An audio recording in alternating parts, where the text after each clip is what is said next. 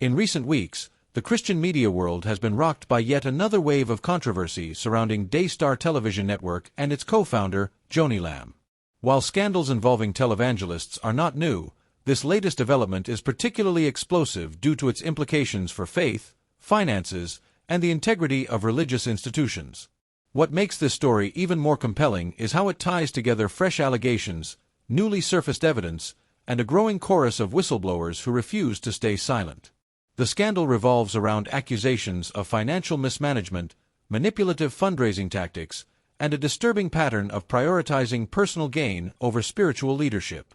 But what sets this apart from previous controversies is the emergence of insider accounts and leaked documents that paint a damning picture of operations within Daystar. These revelations have reignited debates about accountability in megachurches and televangelism, raising critical questions about whether these organizations truly serve their congregations or exploit them for profit. For viewers tuning into my YouTube channel, this isn't just another episode of He Said, She Said. It's an opportunity to understand the systemic issues at play, issues that could shape the future of faith-based broadcasting. As we dive deeper into the unfolding events, you'll discover why this scandal matters now more than ever and how it connects to broader trends affecting modern Christianity. Let's break down the key players, the shocking new details, and the far-reaching consequences of this ongoing saga. At the center of this storm stands Joni Lamb, co-founder of Daystar Television Network alongside her ex-husband Marcus Lamb. Known for her charismatic on-screen presence and polished public image, Joni has long been a polarizing figure in the world of Christian media. However, recent developments suggest there may be more beneath the surface than meets the eye. New reports indicate that Joni has allegedly used her platform to funnel donations into questionable ventures while simultaneously deflecting criticism with carefully crafted narratives. One whistleblower claims that Joni manipulated donor data collected under the guise of prayer requests, using it as leverage to solicit larger contributions. This revelation adds a troubling layer to her reputation as a spiritual leader, suggesting that her motives might be less altruistic than portrayed. What makes this particularly noteworthy is the timing. With Marcus Lamb's passing in 2021, Joni assumed greater control over Daystar's operations, a move that some insiders say marked the beginning of a shift toward more aggressive fundraising strategies. Her actions during this period have come under intense scrutiny, especially given the network's reported financial struggles. Another central figure in this unfolding drama is Pastor Philip Anthony Mitchell, whose appearance on Daystar earlier this year sparked widespread backlash. Mitchell, the founder of 2819 Church in Atlanta, was invited to share his vision for expanding his ministry, a narrative that quickly unraveled upon closer inspection. According to investigative reports, Mitchell's claim that he needed $22 million to build a state-of-the-art facility for his rapidly growing congregation appears exaggerated. Internal documents obtained by independent journalists reveal discrepancies between the church's stated membership numbers and actual attendance figures. Critics argue that Mitchell's real goal wasn't to serve his flock, but rather to secure funding for a vanity project designed to elevate his profile. Adding fuel to the fire, Mitchell reportedly struck a deal with Daystar to promote his fundraising campaign in exchange for a percentage of the proceeds. This arrangement raises ethical concerns about the commercialization of faith and highlights the symbiotic relationship between televangelists and ambitious pastors seeking exposure. While Joni Lamb often takes center stage, her longtime collaborator Doug Wise plays a crucial supporting role in maintaining the illusion of legitimacy. Wise, who serves as both a co-host and behind-the-scenes strategist, has faced mounting criticism for enabling many of the practices now under investigation. Insiders describe Wise as someone who operates in the shadows, orchestrating everything from scripted interviews to audience manipulation. For instance, leaked audio recordings allegedly capture him instructing production staff to use canned applause during live broadcasts to create the impression of widespread support. Such tactics undermine the authenticity of the messages being delivered and contribute to the perception of Daystar as a well-oiled propaganda machine. Moreover, Wise's health struggles have become a talking point among critics, with some speculating that his reliance on medication affects his judgment and decision-making. Whether true or not, these rumors add another dimension to the narrative surrounding Daystar's inner workings.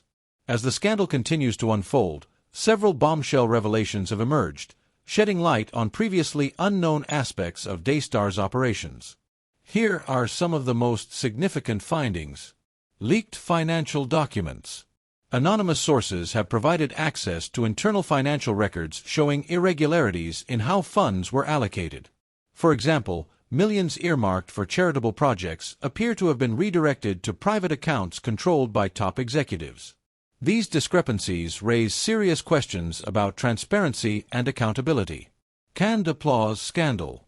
Beyond anecdotal evidence, investigators have uncovered technical logs confirming the use of pre-recorded audience reactions during live broadcasts. This practice not only deceives viewers but also undermines the credibility of those appearing on the show. Prayer request database abuse. Whistleblowers allege that prayer requests submitted by viewers were systematically mined for contact information, which was then used to target individuals with aggressive fundraising appeals. This exploitation of vulnerable people seeking spiritual guidance is particularly egregious. Marcus Lamb's legacy under scrutiny. Newly surfaced emails suggest that Marcus Lamb himself may have sanctioned some of the questionable practices now attributed to Joni. If proven true, this would challenge the sanitized version of his legacy promoted by Daystar posthumously. Legal threats against critics. Multiple former employees and associates report receiving cease and desist letters after speaking out against Daystar. This intimidation tactic underscores the lengths to which the organization will go to protect its reputation. These revelations provide a clearer picture of the systemic issues plaguing Daystar and highlight the urgent need for reform within the broader televangelism industry. The fallout from this scandal extends beyond Daystar itself, touching every corner of the Christian media landscape. At its core, this crisis reflects a fundamental tension between faith and commerce, a struggle that has defined televangelism since its inception. By prioritizing profits over principles, networks like Daystar risk alienating their audiences and damaging the reputations of legitimate ministries. One major implication is the erosion of trust among followers. When leaders prioritize financial gain over spiritual guidance, they betray the very foundation of their calling. This betrayal leaves congregants disillusioned and skeptical, creating fertile ground for cynicism and apathy. Additionally, this scandal underscores the importance of regulatory oversight. Without mechanisms to hold televangelists accountable, abuses are likely to persist unchecked. Advocacy groups are calling for stricter guidelines governing fundraising practices and greater transparency regarding the use of donor funds. Finally, the rise of social media has played a pivotal role in exposing these injustices. Platforms like YouTube and Twitter empower ordinary citizens to share their stories and demand answers. In doing so, they challenge traditional power structures and force institutions to confront uncomfortable truths. This latest chapter in the Daystar saga serves as a stark reminder of the dangers posed by unchecked ambition and greed within religious organizations. As new details continue to emerge, one thing is clear: the time for complacency has passed. Followers must demand accountability from their leaders, insisting on transparency and ethical conduct.